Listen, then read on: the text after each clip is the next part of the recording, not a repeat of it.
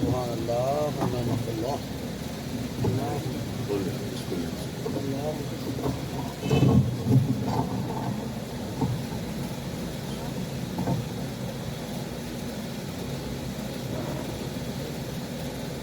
بیس پہ رکھ کے آواز پانی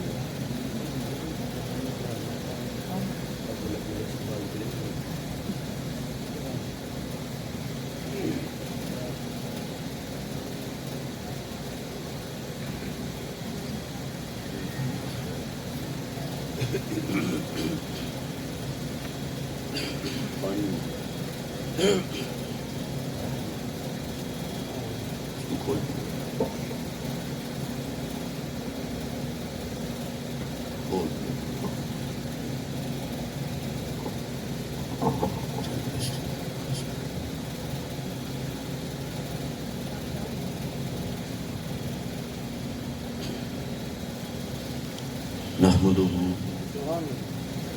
ونصلي ونسلم على رسوله النبي الكريم الأمين الحنين الرؤوف الرحيم اما بعد آواز میں ایڈجسٹمنٹ ٹھیک فاعوذ باللہ من الشیطان الرجیم بسم اللہ الرحمن الرحیم انما یرید اللہ لیذہب عنکم الرجس اہل البیت ویطہرکم تطہیرا یہ کوئی دونی صدق اللہ مولانا العظیم انتہائی واجب الاحترام قابل صد احترام جملہ بزرگان دین علماء کرام عاشقان مصطفیٰ صلی اللہ علیہ وآلہ وسلم غلامان صحابہ رضوان اللہ تعالی علیہم اجمعین محبان اہل بیت سلام اللہ تعالی علیہم جملہ منتظمین مجلس حاضرین محفل خواتین و حضرات اور بالخصوص محترم المقام عزت مآب حضرت علامہ مولانا قاری مختار احمد صاحب جو ہر سال کی طرح آج بھی ہماری ملاقات کا سبب بنے پچھلے سال آپ سے پہلی ملاقات تھی اور آج میرا یہاں پہ دوسرا موقع ہے قبلہ علامہ صاحب کے حکم کے مطابق میں نے ایک آیہ مبارکہ کا کچھ حصہ آپ کے سامنے تلاوت کیا ہے تو قرآن پاک کی 3 آیات کی روشنی میں ہم بات کریں گے اور موضوع آج کا ہے قرآن اور عظمت اہل بیت ایک آیہ مبارکہ کا کچھ حصہ میں نے آپ کے سامنے تلاوت کیا ہے اگلی 2 میں آگے جا کے تلاوت کروں بسم اللہ سورہ احزاب سورت نمبر 33 آیت نمبر 33 اللہ پاک نے فرمایا انما یرید اللہ اللہ تو چاہتا ہی یہی ہے اور اللہ کا ارادہ صرف یہی ہے کیا لِيُذْهِبَ عَنْكُمُ الرِّجْسَ أَهْلَ الْبَيْتِ کہ اے اہل بیت مصطفیٰ تم سے ہر طرح کی ناپاکی کو دور لے جائے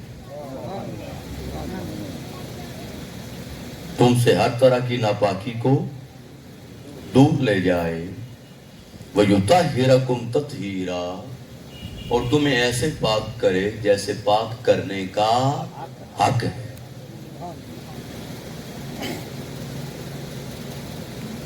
اس آیہ مبارکہ کی روشنی میں چند باتیں کریں گے اور پھر انشاءاللہ اگلی 2 آیات پر اختتام کریں گے. بسم اللہ. اب پھر غور سے سنیں کہ انما یرید اللہ. جب انما آ گیا اللہ کے ارادے پر یرید اللہ، تو ترجمہ یہ بنا کہ اللہ تو صرف یہی چاہتا ہے سبحان اللہ. سبحان اللہ. کہ تم سے ہر طرح کی ناپاکی کو دور لے جائے اور ایسے پاک کرے جیسے پاک کرنے کا حق ہے. حق ہے. اس میں اب ایک لفظ آیا ہے الرجس، یذھب عنکم الرجس اہل البیت. اب یہ میرے سامنے نوٹس ہیں، یہ قرآن پاک کی 9 آیات میں آیا ہے کیا بات. اور 10 بار آیا ہے. ایک آیت میں 2 بار آیا. جیسے سورہ المائدہ کی آیت نمبر 90 فرمایا یا ایھا الذین آمنوا انما الخمر والمیسر والانصاب والازلام، بے شک شراب، بے شک جوا، بے شک بت، بے شک پانسے، فال، قسمت کے تیر نکالنا، فرمایا رجس من عمل الشیطان. فرمایا یہ رجس ہیں اور شیطانی اعمال ہیں. یہاں آیا. پھر آگے سورہ الانعام کی آیت نمبر 125 میں آیا. پھر سورہ الانعام کی آیت نمبر 145 میں آیا. پھر سورہ الاعراف کی آیت نمبر 71 میں آیا. پھر سورہ توبہ کی آیت نمبر 95 میں آیا. پھر سورہ توبہ کی آیت نمبر 125 میں آیا. پھر سورہ یونس کی آیت نمبر 100 میں آیا. پھر سورہ الحج کی آیت نمبر 30 میں آیا. بسم اللہ. زندہ باد حوالہ جات. تو یہ 10 بار آیا ہے اور 9 آیات میں آیا ہے. اور یہ جو بات خاص سمجھنے والی وہ یہ ہے کہ ہر آیت میں جہاں آیا ہے اس کا معنی مختلف ہے، معنی جدا ہے. رجس کا معنی ناپاک بھی ہے، رجس کا معنی منافقت بھی ہے، رجس کا معنی جان کا ڈر بھی ہے، رجسن کا معنی مال کا لالچ بھی ہے، جان کا خوف بھی ہے. رجسن کا معنی بتوں کی پوجا بھی ہے، جیسے سورہ الحج میں فرمایا فَاجْتَنِبُوا الرِّجْسَ مِنَ الْأَوْثَانِ، اور میں بتوں کی پوجا جیسی نجاست سے بچتے رہو. رجسن کا معنی شرک بھی ہے، رجس کا معنی کفر بھی ہے. آگے میں نے آیت تلاوت کی تو رجس شراب کو بھی کہتے ہیں، جوے کو بھی کہتے ہیں، شیطانی اعمال کو بھی کہتے ہیں. اب سب کی طرف بات نہیں ہم کریں گے، ساری آیات پہ نہیں کریں گے، رہیں گے اسی پہ ہی، وقت نہیں ہے. مگر ایک معنی اس آیت کے ترجمہ میں بھی ہے، وہ عرض کرتا ہوں، وہ غور سے سنیں. تکبیر. نعرہ رسالہ. نعرہ تحقیق. نعرہ حیدری. انما، اب اس آیت کا ترجمہ غور سے سنیے. بسم اللہ. فرمایا انما یرید اللہ، اللہ کا تو ارادہ ہے ہی یہی، اور اللہ چاہتا ہی یہی ہے، اور اللہ صرف یہی چاہتا ہے. کیا بات ہے. کیا؟ لِيُذْهِبَ عَنْكُمُ الرِّجْسَ، تاکہ تم سے دور لے جائے ہر طرح کی ناپاکی. ایک چیز ہوتی ہے کسی چیز کے اندر ناپاکی، داغ دھبا. کوئی کسی چیز کے اندر ہو تو اس کو اس میں سے مٹایا جاتا ہے، ماشاءاللہ. کیا بات ہے. اور کوئی کسی چیز کے دور پڑی ہو تو اس کو اس سے ہٹایا جاتا ہے. ہماری مائیں، بہنیں، بیٹیاں مختلف اوقات میں جب شادی کا موقع آئے یا عید کا موقع آئے تو دوپٹے اور کپڑے رنگ کرواتی ہیں رنگ ساز سے. اور جب دوپٹہ رنگ کروانے کے لیے سفید رنگ کا بڑا قیمتی دوپٹہ ہو اور رنگ کروانے کے لیے جائیں تو رنگ ساز سیدھا رنگ نہیں کرتا، وہ پہلے بلیچ کرے گا. پہلے بلیچ کرے گا تاکہ کوئی نشان، کوئی داغ، کوئی دھبا اگر کپڑے پہ ہو تو صاف ہو جائے، بعد میں رنگ چڑھاؤں تاکہ رنگ ایک جیسا چڑھے۔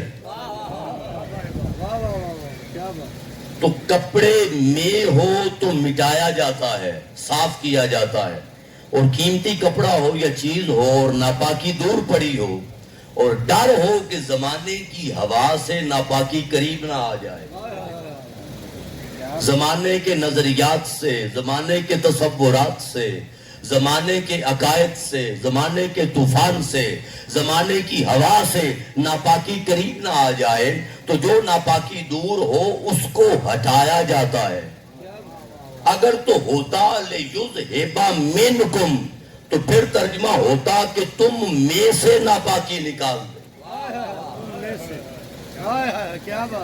منکم نہیں ہے، فرمایا لِیُذْهِبَ عَنْکُمْ تم سے دور لے جائے، مطلب اے اہل بیت مصطفیٰ پاک تو تم پہلے ہی ہو۔ کیا بات ہے، کیا بات ہے، بے شک بے شک، پاک تو تم پہلے ہی ہو، میں چاہتا ہوں کہ کوئی ناپاکی قریب بھی نہ آئے، بے شک، کیا بات، کوئی ناپاکی لِیُذْهِبَ عَنْکُمْ تم سے ہر طرح کی ناپاکی دور لے جائے۔ اب کیا نتیجہ نکلا؟ نتیجہ کیا نکلا؟ غور کریے گا جملوں میں۔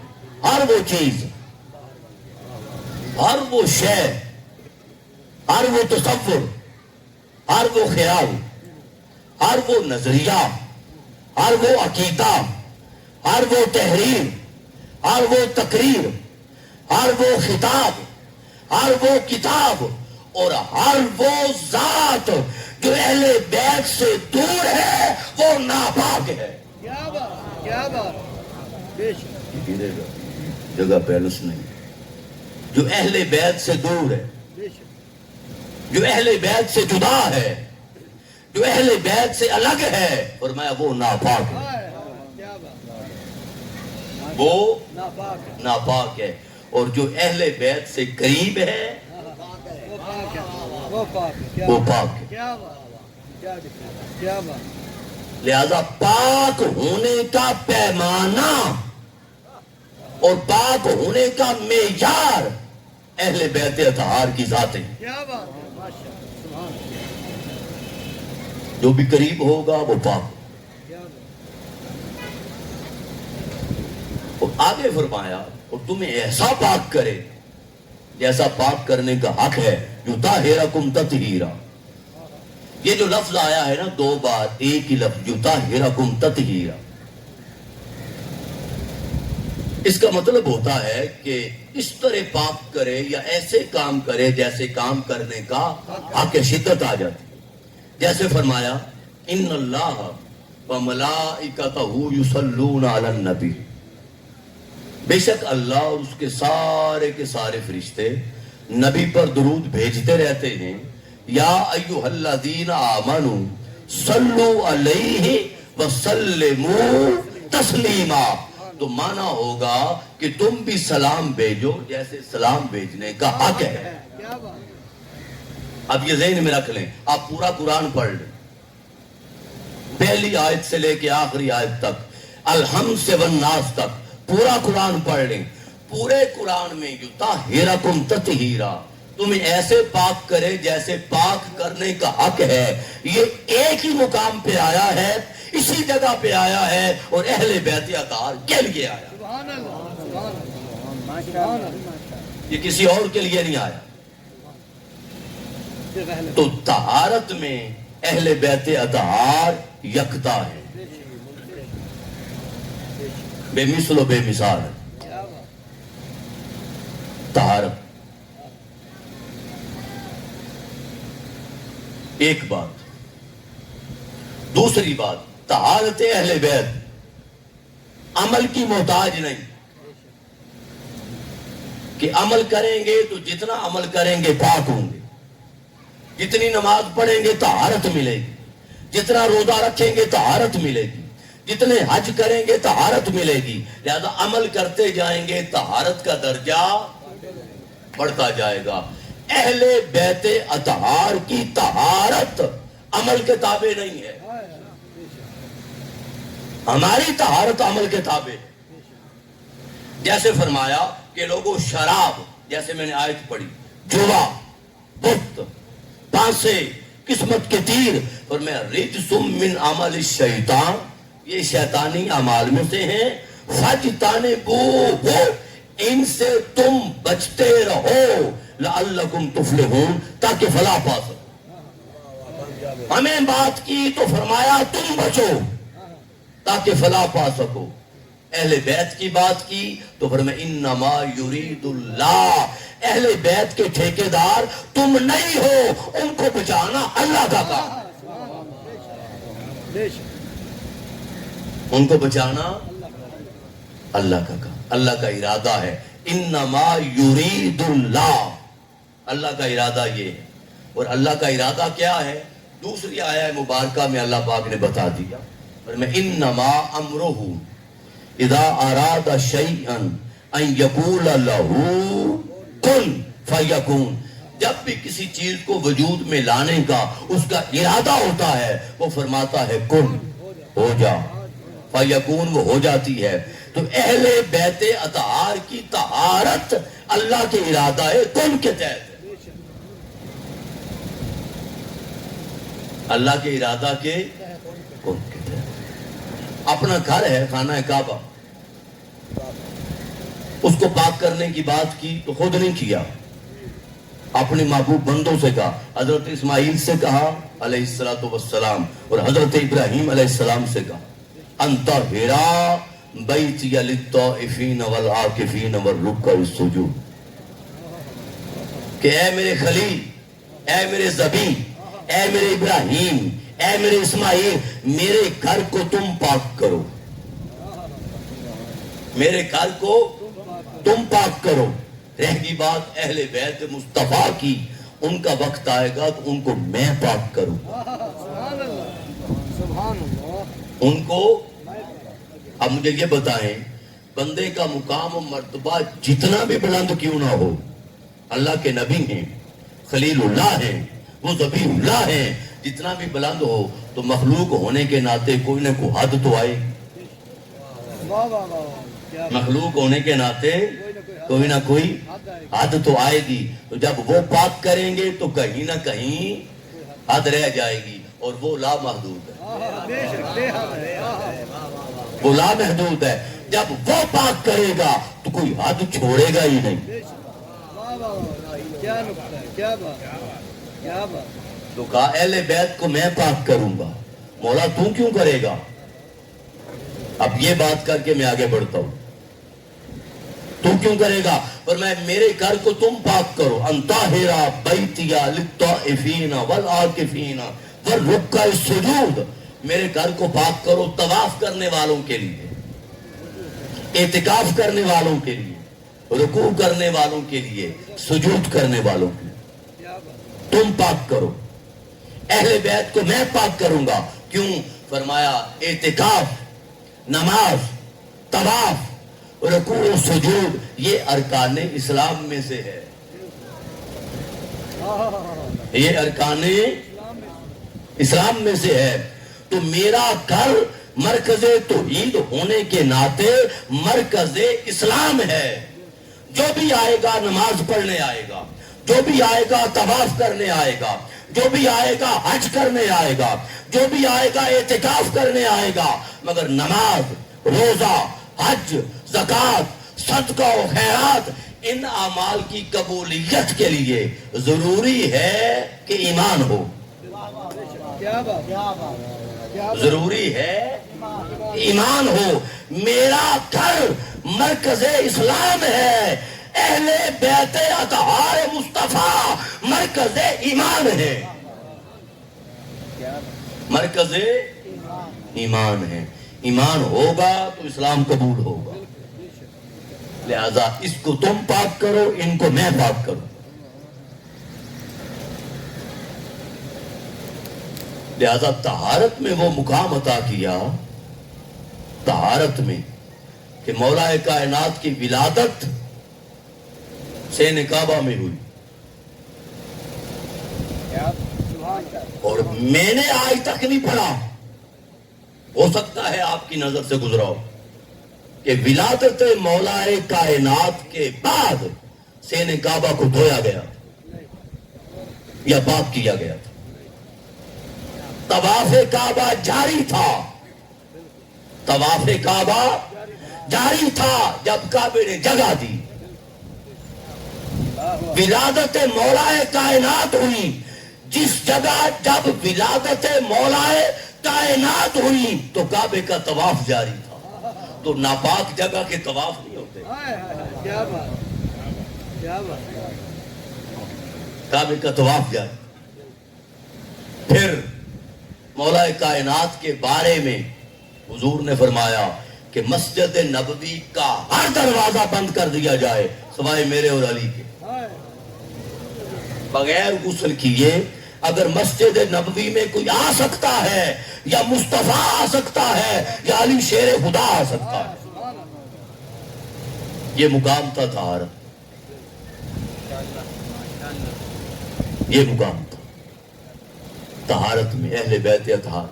اور سیدہ کائنات سلام اللہ تعالی علیہ، جب مولا حسن مجتبیٰ کی ولادت ہوئی، شہزادہ، بڑے بھائی شہزادہ حسن مجتبیٰ کی جب ولادت ہوئی تو ولادت سے پہلے سیدہ کائنات نے زور کی نماز ادا فرما لی ہوئی تھی۔ ولادت شہزادہ سے پہلے مولا کائنات نے زور کی نماز ادا کر لی ہوئی تھی، اور زور کی نماز ادا کرنے کے بعد شہزادہ حسن مجتبیٰ کی ولادت ہوئی، اور ولادت شہزادہ کے بعد سیدہ کائنات نے عصر کی نماز ادا کی تھی۔ یہ طہارت میں مقام تھا، یہ طہارت میں مقام تھا۔ اور پردے کا عالم یہ تھا، آپ نے ابھی شاید آپ واقعہ سن رہے تھے، پردے کا عالم یہ تھا کہ جب روح قبض آقا علیہ السلام کے اس دنیا سے تشریف لے جانے کا وقت آیا تو 3 دن اسرائیل آتا رہا، سوال کرتا تھا، اندر سے سیدہ کا جواب آتا کون؟ تو جرأت نہ پڑتی کہ میں اسرائیل، کہتا آپ کے بابا سے ملنے آیا ہوں، جواب آتا بابا حضور بیمار ہے کل آنا۔ جب تیسرا دن ہوا تو پھر جبریل امین کو ساتھ لے کر آیا، جبریل امین کو ساتھ۔ تو تیسرے دن حضور نے پوچھا بیٹی کیا بات ہے؟ عرض کیا ابا جان بابا حضور 3 دن سے گسائل آ رہا ہے ملنے کے لیے۔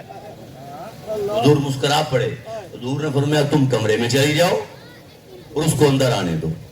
اے فرشتہ،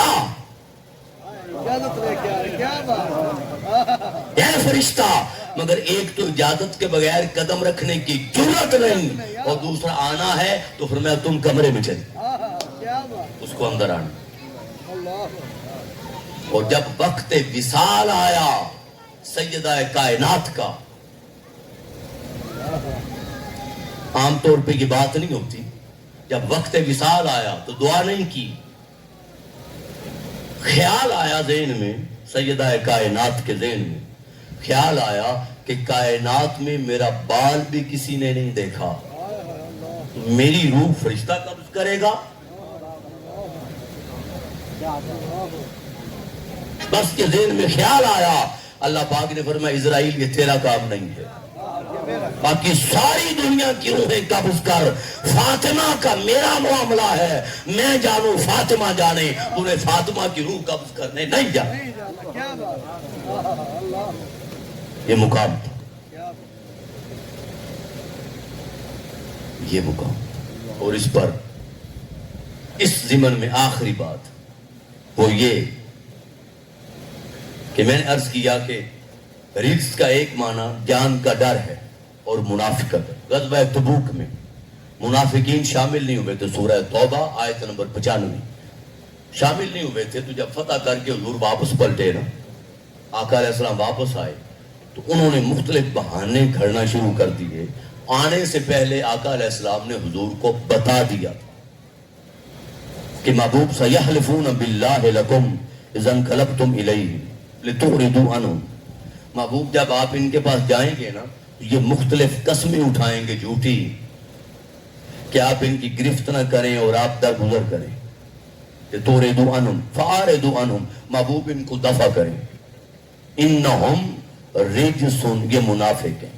ہوا یہ تھا کہ گرمی کا موسم تھا شدید اور سفر بڑا لمبا تھا اور مشکل بڑی تھی، مشقت تھی. اور گرمی کے موسم میں عرب کی سب سے بڑی فصل کھجوروں کی پک جاتی تھی. فصل بھی تیار تھی، فصل بھی تیار تھی، تو مال کا لالچ آ گیا اور سفر کر کے جہاد میں شریک ہونا تھا تو جان کا ڈر تھا، تو وہ نہ گئے، بہانے بنا کے پیچھے رہ گئے. اس کو آقا علیہ السلام نے فرمایا کہ یہ منافق ہے. اللہ پاک نے محبوب ان کو دفع کرو، چھوڑ دو، یہ منافق ہے. تو فرمایا کہ ہر طرح کی منافقت، ہر طرح کا بال کا لالچ اور ہر طرح کا جان کا ڈر اہل بیت اطہار کے قریب نہیں آ سکتا. یہی وجہ تھی کہ امام علی مقام کو اپنی شہادت سے 50 سال پہلے پتا تھا. شہادت کا علم تھا، شہادت کی جگہ کا پتا تھا، شہادت کے مقام کا پتا تھا، میدان کربلا کا پتا تھا، دریائے فرات کے کنارے کا پتا تھا، ملک عراق کا پتا تھا، کوفے کی سرزمین کا پتا تھا، سن 60 ہجری کے اختتام کا پتا تھا، قتل کون کریں گے ان کا پتا تھا، شمر کا پتا تھا. جب شمر سینے پہ چڑھا نا اور تلوار چلانے لگا، جب امام علی مقام کو سنان نے نیزہ مارا، کندھے پہ نیزہ لگا اور امام علی مقام گھائل ہو کر گھوڑے سے نیچے آئے، تو شمر آگے بڑھا، چھاتی پہ سوار ہوا، تلوار چلانا چاہی. امام علی مقام نے کہا رک جا، رک جا، ذرا اپنا سینے سے کپڑا ہٹا. جب اس نے کپڑا ہٹایا تو سینے پہ برس کے نشان تھے، برس کے. امام علی مقام مسکرا پڑے، کہا میرے نانا نے حق کہا تھا، جو بدبخت مجھے قتل کرے گا اس کی یہی علامت. پتا تھا، امام علی مقام کو علم تھا. قیادت کون کرے گا، آرڈر کون دے گا، خط کون لکھے گا، گورنر کون بدلے گا، تقرر کون بدلے گا، عبید اللہ بن زیاد کی تقرری کون کرے گا اور کس کے حکم پر امام علی مقام کی شہادت ہوگی، پتا تھا. یزید کا. آقا علیہ السلام نے فرمایا لا یزال امر امتی قائما بالقسط، میری امت کا معاملہ عدل و انصاف پہ چلتا رہے گا. حتی یسلمہ رجل من بنی امیہ، حتیٰ کہ بنو امیہ کا ایک شخص اسے پامال کرے گا، یقال لہ یزید، اس کا نام یزید ہو. حضور نے بتا دیا تھا، سب کچھ پتا تھا، مگر کربلا کے میدان کی طرف قدم اٹھ رہے تھے.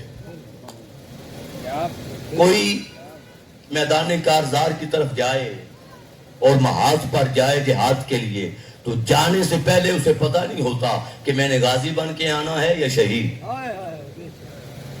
جانے سے پہلے پتا، مگر ہر چیز کا پتا ہو پھر قدم اٹھے، یہ آسان بات نہیں ہوتی. ہر چیز کا علم ہو پھر قدم اٹھے، یہ آسان بات. امام علی مقام کو سارا پتا تھا کہ جا رہا ہوں مقتل کی طرف جا رہا ہوں، شہادت کی طرف جا رہا ہوں، اور کس طرح شہادت ہوگی جا رہا ہوں. حتیٰ کہ مٹی کا پتا تھا، مٹی کی بو جو آتی تھی اس کا پتا تھا. جب میدان کربلا پہنچے اور وہ سونی سونی مغموم غمزدہ فضا دیکھی تو امام علی مقام نے پوچھا یہ اس جگہ کا نام کیا ہے؟ تو بتایا کہ اس کو کرب و بلا کہتے ہیں، کربلا. امام علی مقام نے کہا یہیں خیمے لگا لو، یہ ہمارے سفر کی منزل ہے، یہ ہمارے سفر کی منزل ہے. پتا تھا امام علی مقام کو، مگر کوئی خوف نہیں تھا، کوئی ڈر نہیں تھا. قدم اٹھ رہے تھے کربلا کی طرف. لہذا کوئی جان کا ڈر اور مال کا لالچ اہل بیت کے قریب نہیں آ سکتا. 70 کافر مرے غزوہ بدر میں، 70 کافر، اس میں 39 کافر خالی مولا کائنات کی تلوار نے مارے. 39 خالی مولا کائنات کی تلوار نے مارے اور 11 کافر مارنے میں معاونت کی. یہ کل بنے 50 کافروں کو یا مولا کائنات نے واصل جہنم کیا یا مدد کی 70 میں سے, اور باقی 20 کل لشکر نے کیے. جب شجاعت مولا کائنات دیکھی تو اللہ پاک نے جبریل کو کہا, جبریل کیا میدان بدر میں یہ نعرہ لگا, لا فتح الا علی لا سیف الا ذوالفقار, علی جیسا جوان کوئی نہیں ہے اور ذوالفقار جیسی تلوار کوئی نہیں. نعرہ تکبیر, نعرہ رسالت, نعرہ تحقیق, نعرہ حیدری. اور آقا علیہ السلام نے فرمایا جبریل کو نعرہ لگاتے ہوئے میدان بدر میں میں نے خود سنا. تو کوئی ڈر نہیں تھا, کوئی خوف نہیں تھا. یہی وجہ تھی کہ روکنے والے روکتے رہے مگر امام علی مقام کے قدم کربلا کی طرف اٹھنے سے نہ رکے اور کربلا کی طرف بڑھ رہے تھے, کربلا کی طرف. اور آپ راہ رخصت کی بجائے راہ عظیمت کی طرف جا رہے تھے اور کمزور طبقات کے لیے جرت کی سنت زندہ کرنے جا رہے تھے. اب جب آگے بڑھے تو قرآن نے کہا 2 آیاتیں غور کریے گا. سورہ البقرہ آیت نمبر 153 اور 156 پر میں یا ایھا الذین آمنو, اے ایمان والو,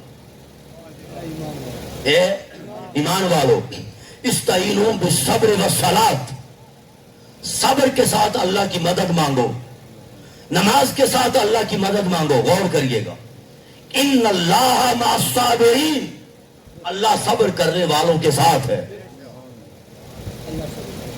اللہ صبر کرنے والوں کے ساتھ ہے. اور آگے فرمایا وَلَا تَقُولُوا لِمَن يُقْتَلُ فِي سَبِيلِ اللَّهِ أَمْوَاتٌ, جو اللہ کے راستے میں مارے جائیں ان کو مردہ مت کہو, بل احیاء وَلَٰكِن لَّا تَشْعُرُونَ, وہ زندہ ہیں اور ان کی زندگی کا عالم کیا ہے تمہیں شعور نہیں ہے, تمہیں شعور نہیں. تو فرمایا یا ایھا الذین آمنو, اے ایمان والو, استعینوا بالصبر والصلاۃ. 2 چیزوں کی بات کی کہ صبر کے ساتھ اللہ کی مدد مانگو, نماز کے ساتھ اللہ کی مدد مانگو, اور 2 چیزوں کی بات کر کے آگے فرمائے ان اللہ مع الصابرین, اللہ صبر کرنے والوں کے ساتھ ہے. بات کی صبر کی, بات کی نماز کی, مگر جب اپنے ساتھ کی بات کی, اپنی قربت کی بات کی, اپنی سنگت کی بات کی, اپنی مدد کی بات کی, تو کہ اللہ صبر کرنے والوں کے ساتھ ہے. حالانکہ ہونا یہ چاہیے تھا کہ نماز کے ساتھ, نماز کے ذریعے اور صبر کے ذریعے اللہ کی مدد مانگو, اور اللہ ان دونوں کے ساتھ ہے. نماز پڑھنے والوں کے بھی ساتھ ہے, صبر کرنے والوں کے بھی ساتھ ہے. جب پیچھے کہا کہ صبر سے اور نماز سے, جب بات ہی دونوں کی اور آگے نمازیوں کو شامل نہیں کیا, نماز والوں کو شامل نہیں کیا اپنے ساتھ, اپنی سنگت میں, اپنی مدد میں. صبر والوں کو وجہ کیا تھی؟ کربلا میں 2 گروہ تھے, ادھر یزیدیت تھی, ادھر حسینیت تھی. نمازیں دونوں طرف تھی مگر صبر ادھر تھا. صبر دونوں طرف نہیں تھا, نمازیں دونوں طرف تھی. اب یہاں ایک بات کر کے آگے بڑھتا ہوں. نماز ادھر بھی تھی, نماز ادھر بھی تھی. فجر کی نماز با جماعت یزیدی لشکر نے بھی پڑھی, اور فجر کی نماز امام علی مقام کی اقتداء میں حسینی لشکر نے بھی پڑھی. نماز دونوں طرف ہی تھی, ادھر بھی ادھر بھی. میرا ایک سوال ہے, اگر نماز پڑھنا ہی حق ہونے کی علامت ہے,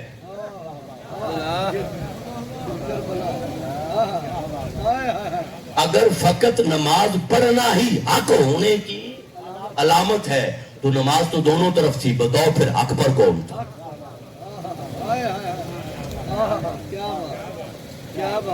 پھر حق پر کون تھا؟ اب کہیں دونوں حق پر تھے, ہے جرت؟ تو نماز تو ادھر بھی ہے, نماز تو, نماز پڑھنا فقط حق کی علامت اور حق کا پیمانہ نہیں ہے, حق کا معیار نہیں ہے. تو کیا ہے؟ نماز کس وقت, کہاں اور کیسے پڑھنی ہے, یہ پیمانہ ہے. اگر نماز کے پڑھنے کا وقت ہے منبر رسول پر تو وہاں پڑھو. اگر نماز کے پڑھنے کا تقاضا ہے سین کعبہ میں تو پھر وہاں پڑھو. اور اگر نماز کے پڑھنے کا تقاضا ریگزار کربلا میں ہے تو کعبہ چھوڑ کر سجدہ کربلا میں کرو. یہ کمال ہے, یہ کمال ہے. 55 سال کی نمازیں ایک طرف, کربلا کی سرزمین کا ایک سجدہ ایک طرف. آج جب بھی ذکر ہوتا ہے 50 سال کی نمازوں کا نہیں ہوتا, کربلا کی سرزمین کے ایک سجدے کو, ایک سجدے کا. لہذا نماز پڑھنا اور چیز ہے, نماز قائم کرنا. اور میں داغے, کسی نے کہا تھا داغے سجود پیشانی پہ پڑا تو کیا حاصل, ارے کوئی ایسا سجدہ کر کہ نشان زمین پہ رہے, کوئی ایسا سجدہ کر کے نشان زمین پہ رہے. تو فرمایا صبر کے ساتھ اور نماز کے ساتھ مدد مانگو, مگر اللہ صبر کرنے والوں کے ساتھ ہے.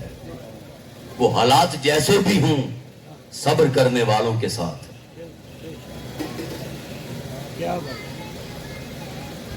جب امام علی مقام گھوڑے پہ سوار ہوتے تھے نا زندگی میں, تو حضرت عباس اپنا کندھا دیتے ہوتے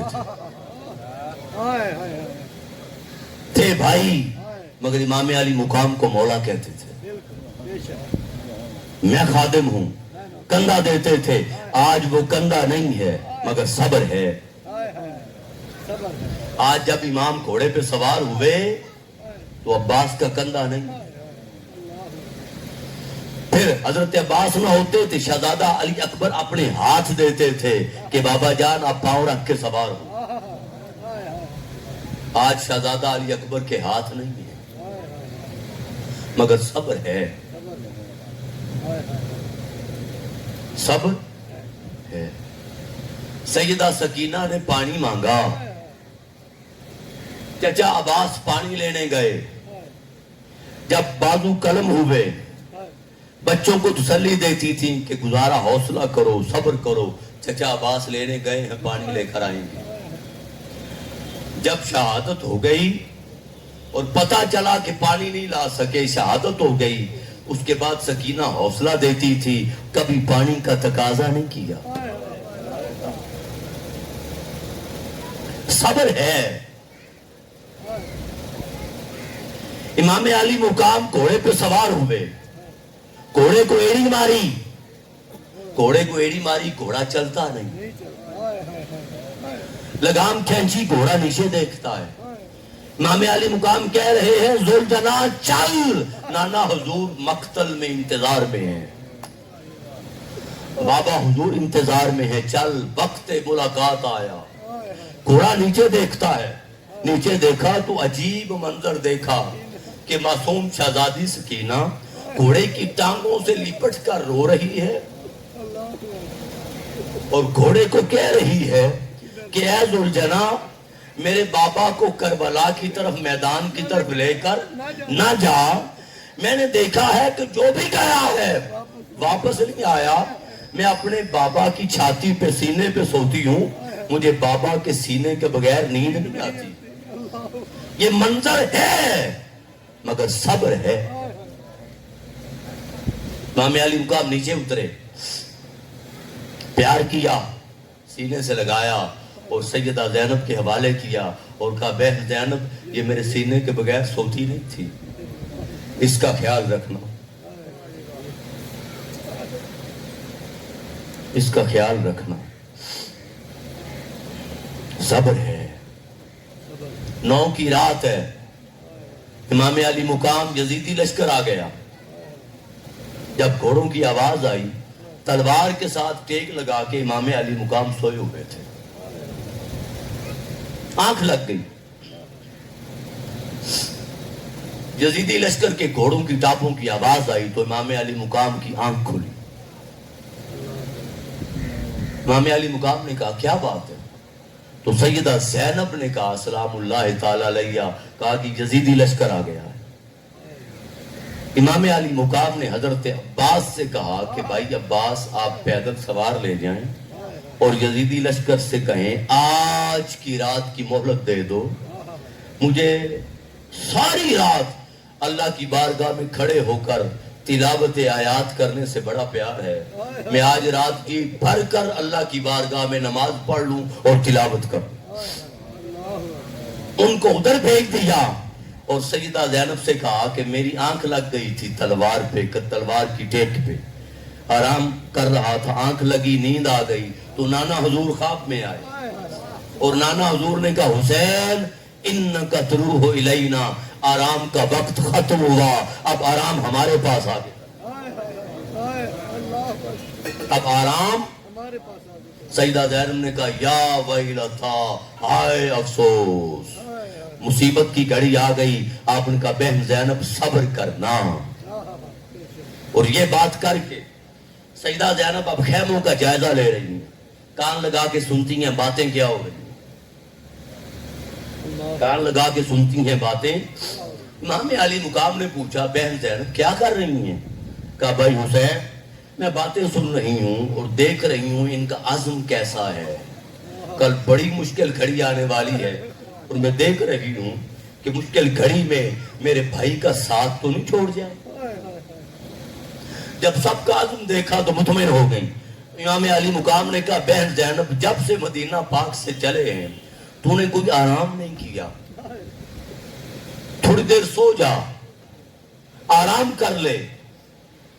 چونکہ نگاہ امام علی مقام دیکھ رہی تھی کہ جب کوئی نہ بچے گا تو پھر قیادت سیدہ زینب کرے، پھر کوفہ میں ابن زیاد کے دربار میں اگر للکارنا ہے تو سیدہ زینب نے للکارنا ہے، اگر دمشق میں یزید بدبخت کو تخت یزید پر اگر للکارنا ہے تو سیدہ زینب نے للکارنا ہے، اور اگر قافلے کو بحفاظت مدینہ لے کر جانا ہے قیادت کر کے تو سیدہ زینب لے جانا۔ بھائی کے کہنے پہ سو گئی۔ آپ فرماتی ہیں جب میں لیٹی تو میری آنکھ لگ گئی، آنکھ لگ گئی۔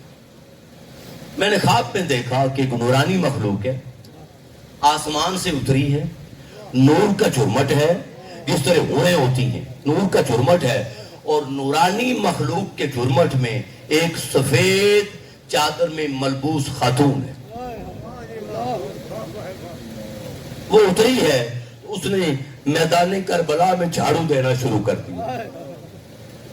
آپ فرماتی ہیں میں پاس گئی، جب میں پاس گئی تو میں نے پوچھا اے خاتون تو کون ہے اور یہ کیا کر رہی ہے؟ تو خاتون نے جب چہرے سے نقاب ہٹایا کہا بیٹی زینب میں تیری ماں فاطمہ ہوں، کل میرے شہزادے نے اس میدان میں گھوڑے سے گرنا ہے، میں روڑے صاف کر رہی ہوں کہ میرا شہزادہ حسین جب میدان کربلا میں گرے گا تو کوئی روڑا اس کے جسم میں چبھ نہ جائے، میں صفائی کرنے آئی۔ یہ سارے مناظر اہل بیت کو پتا تھے مگر صبر ہے، صبر ہے۔ قافلہ شہید ہو گیا، آگے بڑھے، شام کی گلیاں آئیں۔ حضرت منہال بن عمر فرماتے ہیں کہ میں پاس تھا، مناظر میں نے دیکھے، جب میں نے سارے مناظر دیکھے تو شام کی گلیاں آئیں، شام کی محلات گلیاں، اعلان کر دیا گیا تھا کہ باغیوں کے سر کچل دیے گئے، استغفر اللہ معاذ اللہ استغفر اللہ، جنہوں نے باغیوں کو دیکھنا ہو دیکھ لو، لوگ تماشا دیکھنے کے لیے چھتوں پہ چڑھا۔ جب لوگ چھتوں پہ آئے، جب قافلہ شام کے گلیوں میں سے گزرا، ایک بڑھیا خاتون وہ چھت سے اتری، کچھ چادریں لے آئی، پانی لے آئی، کھجوریں لے آئی، اس نے لا کے سیدہ زینب کو دیے۔ سیدہ زینب کو، سیدہ زینب نے پوچھا کہ بی بی خاتون آج ان دنوں میں تو اللہ اور اس کے رسول کے سوا ہمارا کوئی نہیں ہے، مجھے نہیں پتا تو کیوں کر رہی ہے، کیوں ایسے کر رہی ہے؟ اس کا تو نے کہا مجھے نہیں پتا آپ کون ہیں، مجھے نہیں پتا آپ کون ہیں، تو کیوں کر رہی ہے؟ اس نے کہا میں کسی دور میں سیدہ کائنات کی بانی تھی، میں خادمہ تھی، خدمت کرتی تھی، تو میری شادی ہو گئی، میں نے ملک شام آنا تھا، تو میں نے رخصتی کے وقت، رخصت ہوتے وقت میں نے سیدہ سے اجازت مانگی۔ جب میں نے اجازت مانگی تو میں نے کہا دعا کر دے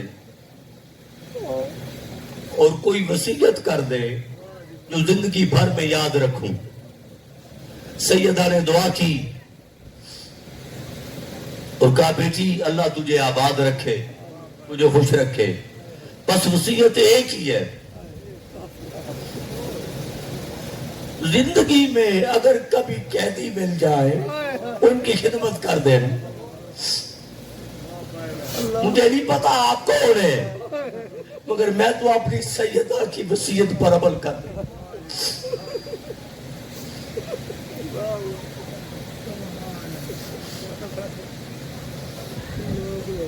سیدہ زینب نے کہا بی بی تیرا بھلا ہو، اللہ تجھے سلامت رکھے، دنیا کے مال میں تو آج ہمارے پاس کچھ نہیں ہے، ہم دعا دے سکتے ہیں، کوئی دعا اور کوئی خواہش ہے تو بتا، میں دعا دے سکتا ہوں۔ اس نے کہا کوئی خواہش نہیں، کوئی آرزو نہیں، بس اتنا کام کر دیں، دعا کر دیں کہ جب میں سیدہ کے پاس ہوتی تھی ان کے شہزادے حسن مجتبی اور حسین مرتضیٰ ہوتے تھے اور ان کی شہزادی زینب ہوتی تھی، وہ میری گود میں کھیلا کرتی تھی، میں ان کو کھلاتی ہوتی تھی۔ مجھے پتا چلا کہ شہزادہ حسن مجتبی کی شہادت ہو گئی تھی، زہر دے دیا گیا تھا، تو مدت گزر گئی، میں جا نہیں سکی، بس یہ دعا کر دے آرزو ہے کہ کبھی حسین کو دیکھ لوں اور کبھی زینب سے ملاقات ہو۔ سیدہ زینب نے ٹھنڈی آنکھ بھری اور کہا بی بی مبارک ہو، تیری دعا قبول ہو گئی، میں زینب ہوں اور جو نیزے پہ سر ہے یہ حسین کا سر ہے، یہ حسین کا سر ہے۔ ارے وہ پناہ گاہ ہے کائنات، وہ گھر جو کائنات کو پالنے والا تھا آج ان کو چادریں دی جا رہی ہیں، جن سے کائنات نے خیرات لی اور جن کی چکی سے پوری کائنات پل رہی ہے، آج ان کو پانی اور کھجوریں خیرات میں دیا جا رہا۔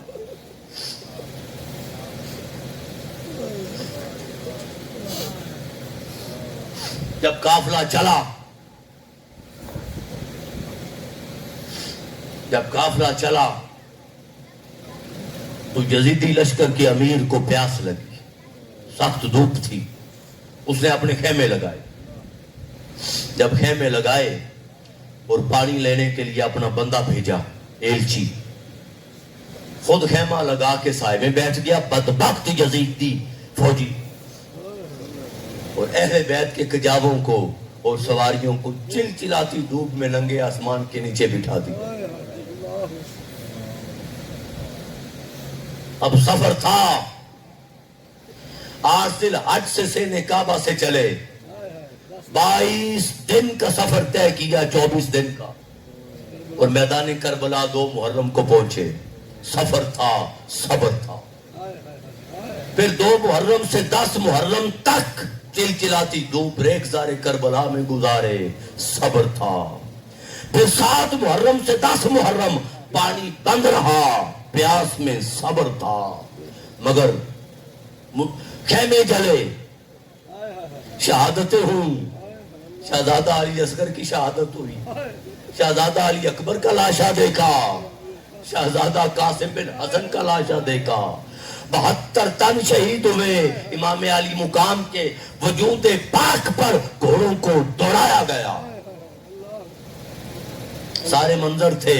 تو سیدہ سکینہ کجاوے سے نکلی اور جھاڑی تھی ریخزار ریت کربلا پر، تو جھاڑی کی اوٹ میں سایہ تھا، تو جس طرح بچے گھر بناتے ہیں، تھوڑا ریت کا سرانہ بنایا اور سر رکھ کے لیٹ گئی. سر رکھ کے اور سیدہ سکینہ کو نیند آ گئی, آنکھ لگ گئی. یہ ان کا صبر تھا. اور معصوم بچی, آنکھ لگ گئی. جب آنکھ لگ گئی تو پانی آیا اتنی دیر میں. یزیدی بدبخت نے پانی پیا, قافلہ آگے بڑھا. اہل بیت کو علم نہیں تھا کہ شہزادی نہیں ہے. جب قافلہ آگے بڑھ گیا تو سورج ڈھلنے کے قریب آیا تو امام علی مقام کے سر انور کا نیزہ ساربان کے ہاتھ میں تھا. سر انور کا نیزہ چھوٹا, زمین میں گڑ گیا. اس فوجی نے زور لگایا, نیزہ نہیں نکلا. سپاہی بلائے اور نیزہ نہیں نکلا. اس نے امام زین العابدین کو بلایا کہ آپ کے بابا حضور کے سر انور کا نیزہ نہیں نکل رہا, آپ زور لگا کے دیکھیں.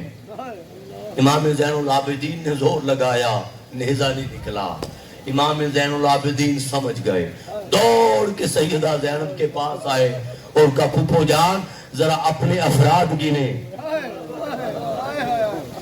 اپنے افراد گنے, کوئی کم تو نہیں ہے, بابا حضور کے سر انور کا نیزہ نہیں نکل رہا. سیدہ زینب نے نام لینا شروع کیا. نام لیتی لبیک کی آواز آتی, نام لیتی لبیک کی آواز آتی. جب سیدہ سکینہ کا نام آیا تو آواز نہیں آئی, آواز نہیں آئی. آپ تڑپ اٹھی. آپ کو سارا منظر نگاہوں میں آ گیا جب آپ ذوالجناح کی ٹانگوں سے چپٹ کر بیٹھی اور امام علی مقام نے کہا تھا بہن زینب یہ میرے سینے کے بغیر سوتی رہی ہے, اس کا خیال رکھنا. وہ سارا منظر نگاہوں میں دوڑ گیا, کجاوے سے چھلانگ لگا دی, پیچھے دوڑ پڑی. جب پیچھے گئی, دور گئی تو ایک سفید چادر میں ملبوس خاتون ہے, وہ سیدہ زینب کو گود میں لے کے بیٹھی ہے اور سیدہ سکینہ کو گود میں لے کے بیٹھی ہے. اور معصوم سیدہ ننی, معصوم بچی اپنی معصوم زبان سے داستان کربلا سنا رہی ہے, سنا رہی ہے, رو رہی ہے. اور وہ خاتون سن رہی ہے, رو رہی ہے. کیسے شہزادہ بھائی علی اصغر کی شہادت ہوئی, کیسے علی اکبر کی شہادت ہوئی, کیسے ظلم ہوئے, کیسے پانی بند کیا گیا, کیسے بابا حضور سے سلوک کیا گیا, سنا رہی ہے. سیدہ زینب پاس آئیں, بچی کو سنبھالا اور کہا خاتون اللہ تیرا بھلا کرے, تو نے ہماری بیٹی کو سنبھالا ہے, ذرا بتا دو دے تو ہے کون. چہرے سے نقاب ہٹایا, کہا بیٹی زینب تیری ماں فاطمہ ہو, سکینہ کو اکیلا دیکھ کر قبر میں رہ نہیں سکی اور اس کو سنبھالنے آ گئی. میدان کربلا میں حضور خود موجود تھے, میدان کربلا میں مولا کائنات موجود تھے, میدان کربلا میں سیدہ کائنات موجود تھی, میدان کربلا میں جلوہ یار موجود تھا. میرا ایک سوال ہے, وہ آخری آیت اور ختم میں نے اگلی آیت نہیں پڑھی تھی, وَلَا تُقُولُوا لِمَن يُقْتَلُ فِي سَبِيلِ اللَّهِ أَمْوَاتٌ. میرا ایک سوال ہے کہ امام علی مقام کا در مبارک جس میں اطہر تو کربلا کے میدان میں ہے, کربلا کے میدان میں ہے, اور سر انور نیزے پر ہے. سوال یہ ہے کہ نیزے پر چڑھ کے بھی پتا تھا کہ میرے گھر کے افراد میں کون ہے, کون نہیں ہے. پتا تھا کہ کون ہے, کون نہیں ہے, اور پتا بھی تھا قیادت بھی کر رہے تھے اور حفاظت بھی کر رہے تھے. لہذا جب بھی کوئی شہید ہوا, بس یہ آخر اینڈ, جب بھی کوئی شہید ہوا قرآن بولا لا تقولوا لمن يقتل في سبيل الله اموات, خبردار جو اللہ کے راستے میں مارے گئے مردہ مت کہنا, بل احیاء ولکن لا تشعرون, زندہ ہیں مگر تمہیں ان کی زندگی کا شعور نہیں. مولا کائنات کی شہادت ہوئی. قرآن بولا خبردار جو اللہ کے راستے میں مارے جائیں مردہ مت کہنا. سیدنا فاروق اعظم کی شہادت ہوئی. قرآن بولا خبردار جو اللہ کے راستے میں مارے جائیں مردہ مت کہنا. حضرت عثمان غنی کی شہادت ہوئی. قرآن بولا خبردار لا تقولوا لمن يقتل في سبيل الله اموات جو اللہ کے راستے میں مارے جائیں مردہ مت کہنا. زندہ ہے جو بھی شہید ہوتا تھا گواہی قرآن دیتا تھا. ان کو مردہ مت کہنا. اور کوئی تو ہوتا جو قرآن کی گواہی دے دیتا. کوئی تو ہوتا جو یہ گواہی دے دیتا کہ جو قرآن کہتا آیا ہے کہ جو اللہ کے راستے میں مارے جائیں مردہ مت کہو. زندہ ہے جو قرآن کہتا آیا ہے حق کہتا آیا ہے. یہ واحد امام علی مقام ہے کہ سر نیزے پر ہے تلاوت آیات کر کے دنیا کو بتا دیا کہ میرا قرآن سے وہ رشتہ ہے کہ کسی نے قرآن کی گواہی نہیں دی. میں گواہی دیتا ہوں کہ جو قرآن کہتا آیا ہے حق کہتا آیا. سبحان اللہ سبحان اللہ سبحان اللہ. جو قرآن کہتا آیا ہے سچ کہتا ہے.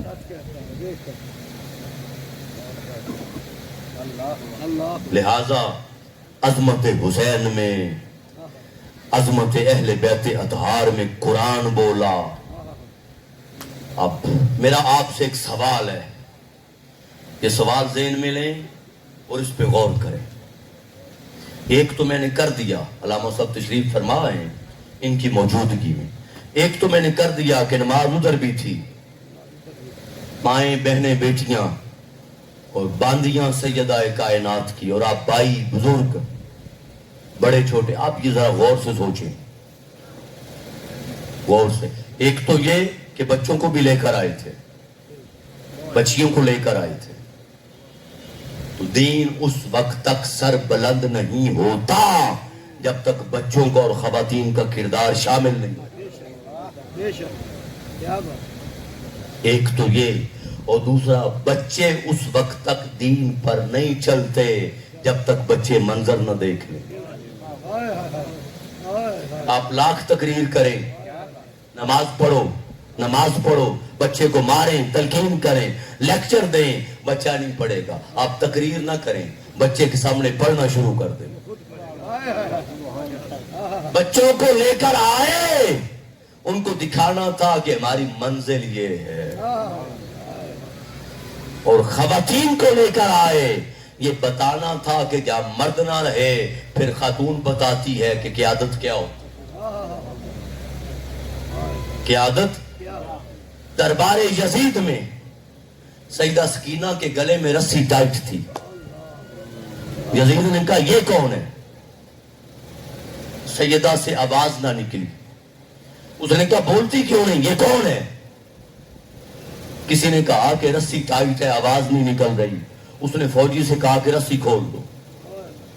اس کا فوجی آگے بڑھا, سیدہ دوڑ کے سیدہ زینب کی گود میں جا گری. خادمہ نے کہا یزید بدبخت, یہ خون رسول ہے, یہ مر جائے گی مگر غیر کا ہاتھ نہیں لگنے. اس نے کہا چلو آپ کھول دو. آپ کھول, رسی کھولی تو بدبخت یزید جس کو آئی دنیا رضی اللہ عنہ کہدوانے پہ تلی ہوئی ہے. جہنم کا کتا, کافر اور لعنتی یزید, اور دائمی جہنمی یزید. اس نے سوال کیا, اس نے کہا سکینہ کیسا پایا ہمارا منظر, کیسا پایا ہمارا منظر؟ سیدہ سکینہ نے کہا بدبخت, شہادت ہمارا مقدر تھی, ہم خود چل کر آئے. اب تو انتظار کر قیامت والے دن ہمارے منظر کا.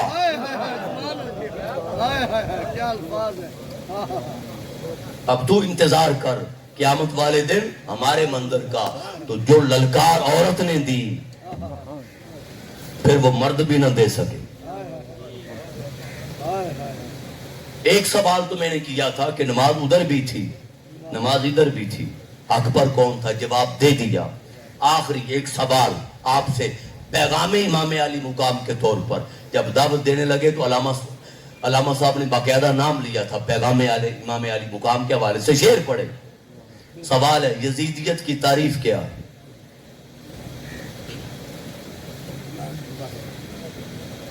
یزیدیت کی تعریف کیا؟ سنیں. ایک ہے قارونیت. قارون کی قارونیت یہ دولت کا نام ہے. کافر تھا, دولت کا نام ہے. تو قارونیت دولت کو غبن کرنا, پیسے کو غبن کرنا, پیسے کو لوٹنا, بیت المال کو لوٹنا, مال کو غصب کرنا, اپنا پیٹ بھرنا, غریبوں پر ظلم کرنا, ان کو چکی میں پیسنا, اس کو قارونیت کہتے ہیں. اور ایک ہے فرعونیت. فرعونیت طاقت کا نام ہے. جو کھڑا ہو کچل دو, جو سامنے کھڑا ہو دبا دو, جو کھڑا ہو خرید لو, بک جائے تو ٹھیک, نہ بکے تو اڑا دو. یہ ماحول نظر آتا ہے, آتا ہے یا نہیں؟ دونوں ماحول قارونیت اور فرعونیت کے نظر آتے ہیں یا نہیں؟ آتے ہیں نا. خرید لو یا دبا دو. فرعون بھی جو بیٹا پیدا ہوتا تھا اپنے تخت کے ڈار میں ذبح کر دیتا تھا کہ بڑا ہو کے مجھے چیلنج نہ کرے. بیٹیوں کو زندہ رکھتا. دو وجوہات تھیں. بچیوں کو زندہ رکھتا, بیٹوں کو مار دیتا. بیٹوں کو مارتا تاکہ میرے تخت کو خطرہ نہ ہو, کوئی چیلنج نہ کرے, اور بچیوں کو زندہ رکھتا کہ فحاشی عام ہو. دونوں چیزیں آج ہیں یا نہیں؟ اب تھوڑا عرصہ پیچھے جو کچھ ماحول گزرا سارا نگاہوں میں لے آئیں. جو کچھ موویز بنی, جو معاملات ہوئے, سارا آپ کے سامنے ہے. کچھ بیان کرنے کی ضرورت تو نہیں ہے نا. تو لہذا قارونیت پیسے کا نام ہے, فرعونیت طاقت کا نام ہے. یہ الگ چیزیں ہیں دونوں.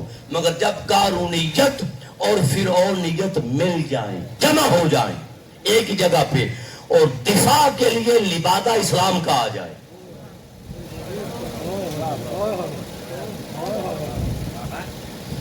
قارونیت بھی ہو, فرعونیت بھی ہو, اور نمازیں بھی ہوں تاکہ لوگ غلط فہمی کا شکار رہیں اور سمجھے کہ کلمہ گو ہیں اور بغاوت نہ ہو. اور اپنی قارونیت کو اور اپنی فرعونیت کو اسلام کے لبادے میں چھپایا جائے اور اس کا دفاع کیا جائے. جہاں قارونیت, فرعونیت اور اسلامیت اسلام کا لبادہ ہو, اس کو یزیدیت کہتے ہیں. اب یزید نہیں ہے, یزیدیت ہے. امام علی مقام ظاہری حیات مبارکہ میں تشریف لے گئے, مگر حسینیت ہے. حسینیت شخصیت نہیں رہتی, کردار رہتا ہے. کردار رہتا ہے. غار ثور ہجرت کے وقت مکڑی نے جالا بن دیا تھا. اب جالے نے کیا روکنا تھا؟ جالے نے کیا روکنا تھا؟ جالے نے کردار زندہ رہا, جالا بننے والی نہ رہی. فاختہ یا کبوتر نے انڈے اتار دیے تھے, اب انڈوں نے کیا پہاڑ بننا تھا راستے میں. اور کرلا بیٹھا زبان سے اشارے کرتا تھا کہ اندر ہے, اندر ہے. اب اس کے اشاروں سے کیا پتا چلنا تھا, مگر کردار زندہ رہا. کردار ابراہیم علیہ السلام کو چیخا نمرود میں پھینکا گیا. ابابیل کتنا سا پرندہ ہے, چھوٹا سا ابابیل, چونچ میں. اب چیخا نمرود, الاؤ آگ کا اتنا تھا کہ قریب جا کے پھینکنے کی جرت نہ ہو سکی. منجنیک میں ڈال کر, گوپیے میں ڈال کر ابراہیم علیہ السلام کو آگ میں پھینکا گیا تھا. جیسے غلیل میں ڈال کر غلیلا چلاتے ہیں چیز, تو گوپیے میں ڈال کر پھینکا گیا تھا. اب اتنی آگ ہو اور ابابیل چونچ میں پانی لے اور اوپر جا کر پھینکے کہ آگ بجھ جائے. اب آگ کیا بجھنی تھی, کردار زندہ رہا. کرلا پتہ نہیں کہاں بیٹھ کر پھونکے مارتا تھا کہ آگ تیز ہو, مگر آگ نے کیا تیز ہونا تھا, کردار زندہ رہا. کوئی صفا پر صفا کے مقام پر امام علی مقام فرزدق کو ملے. عرب کا مشہور شاعر تھا. کوفی گزر گئے, کوفی ازم رہ گیا. امام علی مقام نے کہا کیا حال ہے کوفہ والوں کا؟ اس نے کہا حضور قلوب الناس ما آقا, لوگوں کے دل آپ کے ساتھ ہے, بس یوفہم ما بنی امیہ, اور ان کی تلواریں بنو امیہ کے ساتھ ہے. یہ کردار اب کوفی نہ رہا. تو کوفی کی تعریف کیا بنی؟ کوفی کی تعریف کہ دل میں نعرہ حسینی ہو, کردار میں ظالم کا ساتھ, کردار میں ظالم کا, اس کو کوفی کہتے ہیں. اب وہ کوفی نہ رہے مگر کردار آج بھی ہے. کتنی محفلیں ہوتی ہیں یا نہیں؟ آپ کے جنگ میں گنتی نہیں ہوگی. ایک ایک دن میں 4 5 5 6 7 پروگرام, اور پورے پاکستان میں اور دنیا میں لے لیں تو اربوں روپیہ لگتا ہے یا نہیں؟ ارب ہار روپے محافل پہ لگتے ہیں یا نہیں؟ تو کیا وجہ ہے اسلام زندہ کیوں نہیں ہوگا؟ کیوں کہ دل میں نعرہ ہے, کردار میں حسین نہیں. میں معافی چاہتا ہوں, کردار میں حسینیت کا نعرہ لگانا آسان ہے, وقت کے یزید کو للکارنا بڑا مشکل ہے. وقت کے یزید کو للکارنا, پھر پتا چلتا ہے حسینیت کہتے کسے ہیں. وقت کے یزید کو للکارا جائے تو پتا چلتا ہے کہ حسینیت. لہذا میں کہہ رہا تھا کردار زندہ رہتا ہے, شخصیت نہیں رہتی. یزید مر گیا, دفع ہو گیا, واصل جہنم ہو گیا, مگر یزیدیت ہے. یزیدیت. اور جو بھی جس دور میں بھی جس کے پاس قارونیت کی, قارون کی قارونیت, دولت, فرعون کی فرعونیت, طاقت, اور اس پر پھر لبادہ اسلام کا ہوگا, وہ وقت کا یزید ہوگا.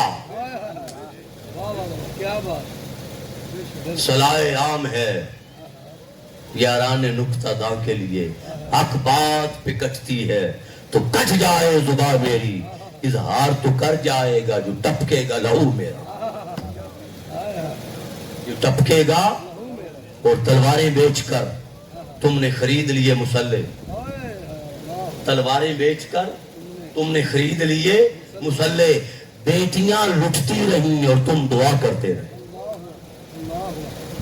جب بیٹیوں کی عزت پامال ہو رہی ہو تو دعاؤں سے نہیں بچتی, پھر بڑھ کے ظالم کے پنجے مروڑنے پڑتے ہیں. اس چیز کو ہمیں زندہ کرنا ہوگا.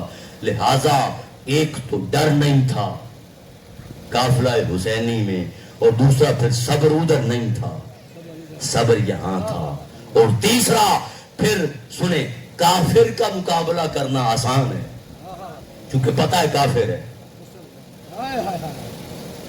کافر مد مقابل ہو تو تلوار چلا کے قتل کرنا آسان ہے, اور سامنے ہو کلمہ گو, سامنے ہو کلمہ گو, تو اس کی یزیدیت کو پہچاننا اور پھر یزیدیت کو ننگا کرنا, یہ صرف امام علی مقام کا کام تھا. یہ کوئی اور نہ کر سکا, یہ کوئی اور نہ کر سکا. نمازیں بھی تھی, ادھر حافظ تھے, قتل کرنے والے, امام علی مقام کو شہید کرنے والے اور تیر چلانے والے حافظ تھے.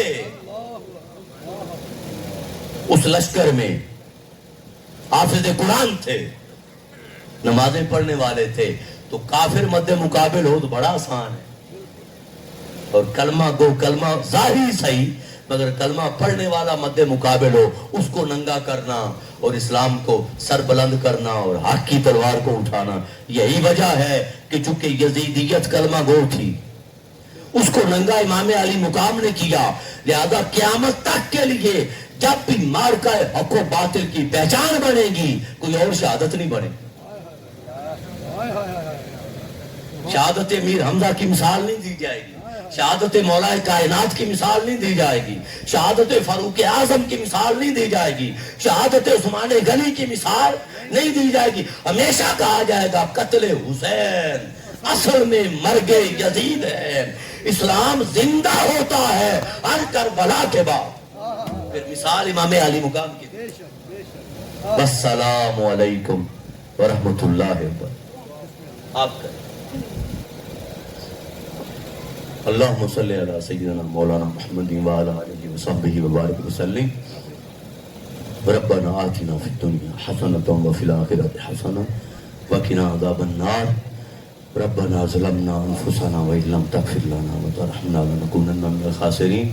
مولا کرم فرما، فضل فرما، رحم فرما۔ جو آئے جمع ہوئے شدید دھوپ میں بیٹھے ذکر امام علی مقام کیا، اور کچھ نہ کچھ گرمی میں گرمی کربلا کی یاد تازہ کی مولا۔ اس گرمی کربلا اور ریگزار کربلا اور شہادت امام علی مقام اور ذکر امام علی مقام کا صدقہ یہ ذکر قبول بھی فرما، اور امام علی مقام کی سنت پہ عملی طور پہ عمل اٹھانے کی اور قدم اٹھانے کی ہمت بھی عطا فرما۔ ذہنی کردار کو زندہ کرتے ہوئے آگے بڑھنے کی توفیق عطا فرما۔ امام علی مقام کی سنت پر عمل کرتے ہوئے دین اسلام کو سد بلند کرنے کی توفیق عطا فرما، وقت کی یزیدیت سے ٹکرانے کی توفیق عطا فرما، اور اسلام کو، عالم اسلام کو باقی اقوام عالم پر سر فخر کے ساتھ بلند کر کے چلنے کے قابل بنانے کی توفیق عطا فرما۔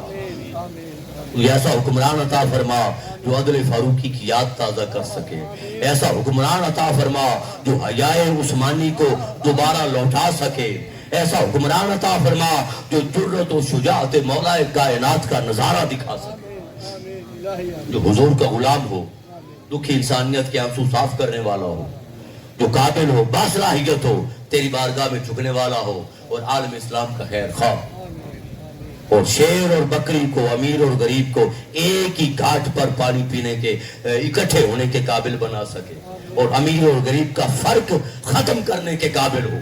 مولا ایسا حکمران عطا فرما، بے روزگاری کے نجات سے، عذاب سے نجات عطا فرما، جو بے روزگار ہیں ان کو اچھا روزگار عطا فرما، جن کے ذمہ قرض ہے ان کو قرض کے بوجھ سے نجات عطا فرما۔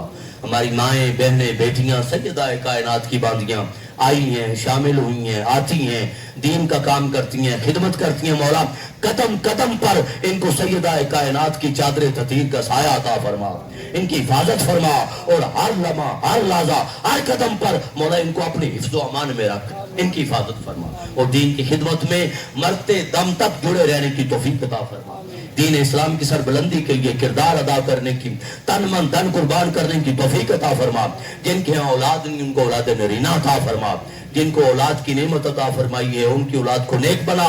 ہمارے جو بزرگ بھائی بیٹھے ہیں جن کی بیٹیاں جوان ہیں، بچیاں جوان ہیں، مولا ان کے اچھے اسباب پیدا فرما، اچھے اسباب پیدا فرما، اور مولا جن کے کندھوں پہ قرض ہے ان کو قرض کے بوجھ سے نجات عطا فرما، اور جو مانگ سکے وہ بھی عطا فرما دے۔ سب بزرگ بیٹھے ہیں، بھائی بیٹھے ہیں، مائیں اور بہنیں بیٹھی ہیں، ان سب کی نیک دلی جائز آرزویں، تمنائیں، مرادیں پوری کر کے گھروں کو روانہ فرما، اور سب کی چوریاں جائز مرادوں سے بھر کر گھروں کو روانہ فرما، اور جتنے بیمار ہیں ہاسپٹلز میں، گھروں میں، کسی بھی تکلیف میں، مرض میں، بیماری میں، مولا بیمار کربلا امام زین العابدین کا واسطہ سب کو شفا تھا۔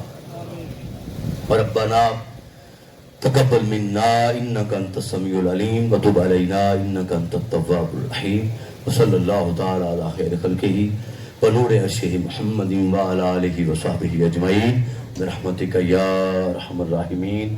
السلام علیکم ورحمۃ اللہ وبرکاتہ۔ کل انشاءاللہ اسی جگہ